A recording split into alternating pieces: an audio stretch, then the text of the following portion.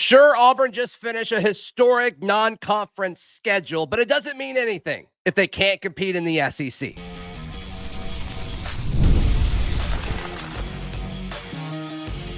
You are Locked On Auburn, your daily podcast on the Auburn Tigers. Part of the Locked On Podcast Network, your team every day.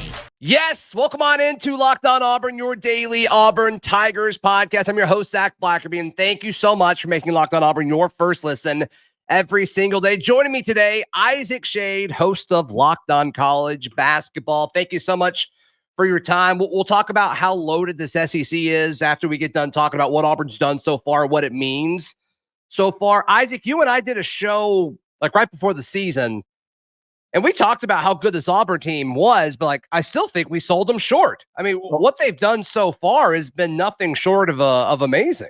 I definitely sold them short, Zach. I was like, look, I think Auburn's going to be strong. This is absurd, man. You and I have texted off air quite a bit, and it's like, Zach, I didn't necessarily see how all the pieces fit together, but now that we do, oh my, it is bonkers. There's depth, there's length, depth at every position. There's a National Player of the Year frontrunner who, thank goodness, that shoulder injury did not derail. I couldn't believe he played that next game against Purdue, dude. That was crazy. Must not have been that bad then. You got to think. Yes, which is exactly what you want to see, because yes, it's Purdue, a high profile non-con game, but there is 0 point in playing Janiah Broom in that game if he's not, 95 to 100% good. So that is a great sign to me for him and the Tigers, both short and long term. Yeah, I mean, we talked about how loaded the non-conference was, and that's been a storyline, on different Auburn shows over the last week or so. It's like if you would have said 3 losses, like most people would have taken it just because it's like, all right, those losses aren't really going to hurt you. But here Auburn is sitting at 12-1. And their only losses to Duke, which they were at Duke, and Auburn's number 1 in KenPom. Duke is 2. Tennessee is 3. They'll play Tennessee in a few weeks. More on that in a bit. But 4 is Houston. They beat Houston. They beat Iowa State. I mean, this is just a team that has really handled all of these tremendous tests. And some of these teams, like Purdue, like Ohio State, they just absolutely blasted. And it's just this team keeps finding ways to win, and they've done it in different ways. Yes, it really has been. And I think how critical, like that Iowa State comeback, I've thought about that quite a bit. Like, if Iowa State wins that game, like, I don't think it derails Auburn or anything, but I don't think we'd be talking about them in the same rarefied air that we are right now. The Duke loss, I said it to you at the time, on a neutral court, I truly believe Auburn wins that game. I know we look at the score and it's a 6-point game. I think Auburn probably wins that one by 2 or 3. And even you look at AP rankings, which is, more voter-based, resume-based than analytics-based.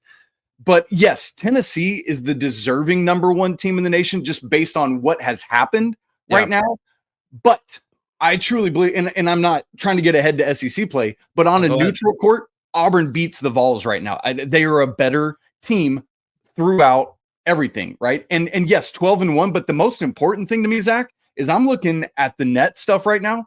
Auburn is 6-1 in quad 1. People cannot touch that. Interestingly enough, they haven't played a quad 2 game yet. They've done what they need to do in 3 and 4. No losses in quad 3 or 4. That's all you need to do there. But because of the strength of the SEC, literally every game left on Auburn's schedule is a quad 1 or quad 2 opportunity. So here's what that says to me. There are no opportunities for bad losses. Literally nothing that Auburn could go, 13-5 or 15-3. And literally, I don't care who the opponent is. None of those games are bad. So everything they've done has set them up to, like, SEC play matters, but not near as much because of the non-conference record. But every SEC team can kind of say that at this point, right? And I think there's going to be some paper Tigers, like last year it was Ole Miss, who, was great in the non-conference. But I mean, right now it seems like the SEC is loaded. There are several SEC teams that can point to a really strong and solid quality win. I don't know how the tournament selection committee, like, I don't know how they're really going to gauge all of this. It's going to be super interesting.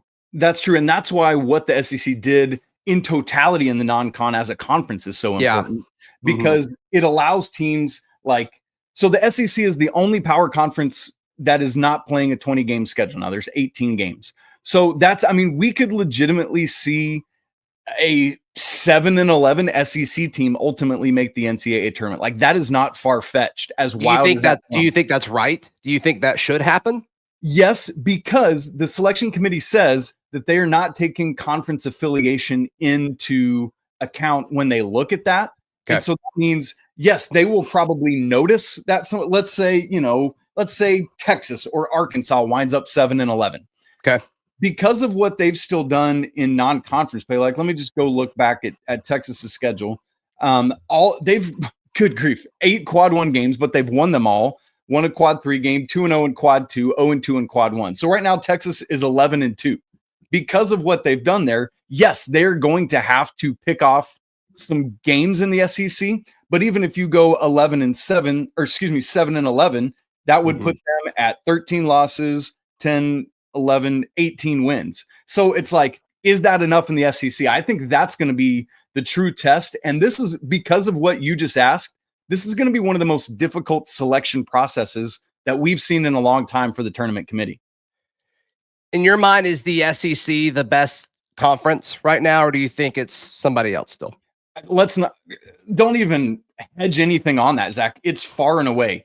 Okay. KenPom has an algorithm that looks at each conference and kind of rates them similarly to what they do with each team. The SEC right now, their rating is 20.4, which I know that doesn't provide context for other years, but that is bonkers. Usually the best team in the country is like at an 18 or 19.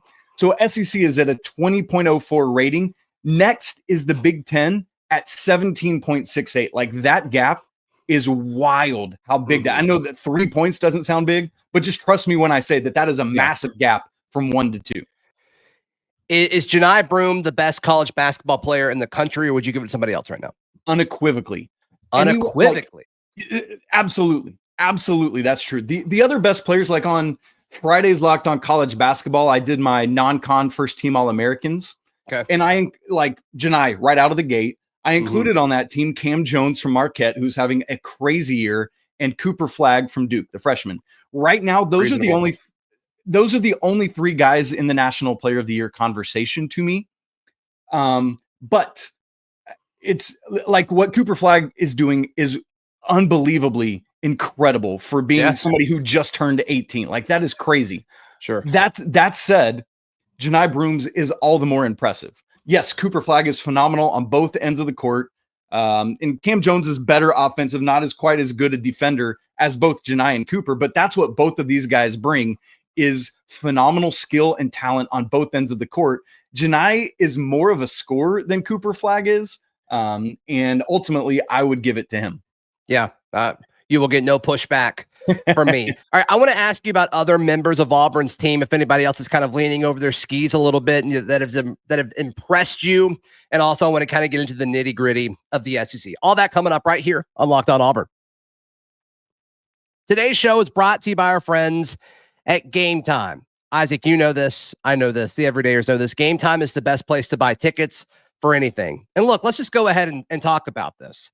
On January 25th, the Tennessee Vols come to Neville Arena to take on the Auburn Tigers. And that will be one of, if not the biggest college basketball game this season. And I'm going to tell you, folks, go ahead and go to Game Time right now and download the app. Use promo code LOCKEDONCollege for $20 off, because tickets are just going up and up and up. Right now, you can get in there for $361. Right now, as we record this, it's only going to get higher and higher. Go ahead and jump on this. I can't imagine how electric that will be, Isaac. I can't imagine it. So crazy. Yeah, it's going to be awesome. It's going to be awesome. So take the guesswork out of buying tickets with Game Time. Download the Game Time app, create an account, and use code LOCKEDONCollege for $20 off your first purchase.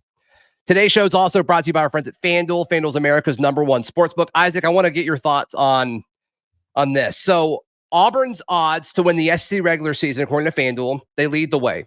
Plus 135. Behind them is Tennessee at plus 260, Alabama plus 430. Then there's a big drop-off when you get to Kentucky, Florida. Another drop-off, you get to Mississippi State. Is that fair? Should Auburn be the favorite according to FanDuel right now? Yes. And we'll talk about it as we get into the SEC, but the schedule lines up real nice for the Tigers. Ooh. And then, of course, Auburn's odds to win the national championship according to FanDuel, they lead the way there too, which just feels crazy to say at plus 600. Duke is right behind them at plus 750. So download or go to FanDuel.com today to check out all of the odds and get in the action. Isaac Schade, host of Locked On College Basketball, the best and only college basketball podcast all year round. So be sure to give Isaac and Andy some love. They certainly deserve it. Auburn enters conference play red hot. Of course, there's several other really, really good teams in conference play. But what does Auburn have to do, Isaac, to win the best conference in all of college basketball this year? I think the biggest thing right now, Zach, is just consistency of what they've been doing. Okay. Right. Like one of the best things is that you're National Player of the Year. And that's another part of the difference going back to our previous conversation is you look at the experience of Janiah Broom versus Cooper Flagg. Freshmen tend to fall off at some point, have some up and down. Janiah Broom has been through it and through it and through it. He's been in this program, I not his whole career, but long enough to where it's like he knows the deal. He knows what BP's looking for, and it's going to be great. And so I think there's that.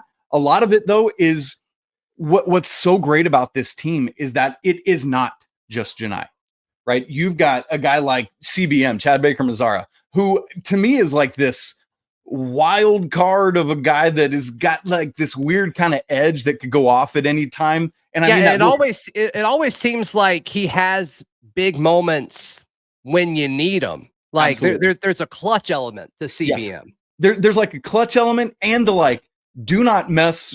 Like, it's like if a quarterback gets hit, who's running there first? It's CBM, dude. You do not play. Like, go ahead and mess with Janiah Broom and see what happens to you. Mazara will be on you. If you want to try to get into Tahad Pettiford or something, no.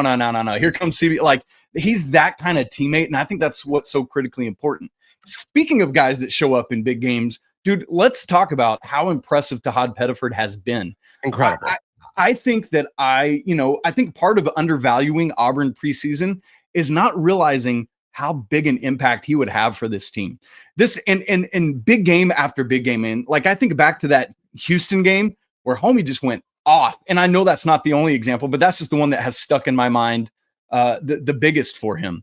But I also love things like Denver Jones. Like, if you need somebody to shut somebody down, just stick Denver Jones on him. You've got on defense. Hold on. You said Denver real quick. So since in his last 4 games, here are his lines from 3. 4 for 5 from 3 against Ohio State, 5 of 7 from 3 against Georgia State, 3 for 6 against Purdue, 3 for 3 against Monmouth. The dude isn't missing from deep right now. Oh my gosh, I didn't know. And he's a great defender. He's a great defender. Yeah. Man. That's really impressive. I love that. I hadn't realized that about his 3-point shooting. I mean, that's just the thing. They're getting nails. Help from all these different places. I love that it doesn't have to just be Janiah in the front court. You've got Cheney Johnson. You've got Dylan Cardwell. All these dudes that can help. You've got the experience of JP Pegues, which is going to be so critical come postseason play, right? And I know he's an up transfer from Furman, but this is a dude that literally ended Virginia's season a couple years ago, right? Like, and so the JP Pegues thing is weird, man. Like, I don't think it's going to work for whatever reason. It seems like the staff has almost moved on from him. I mean, they were up $1 million against Monmouth, and he goes in with the walk-ons. It's like, dang, exactly. I know. Dang. It's frustrating, but with guys like that, even when they're not in the rotation, as long as they can keep him connected, his locker room presence and experience, that cannot be overlooked. Yeah, I get that.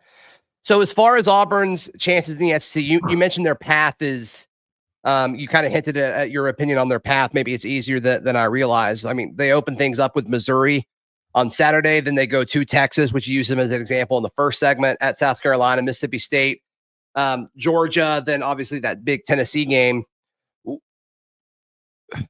I'm not picking against Auburn in any game except for when they go to Coleman to take on Alabama, just because it doesn't ever seem like we win there. But outside of that, like, I'm picking Auburn in every game this year until they show me otherwise. As well you should. Here's the thing, Zach.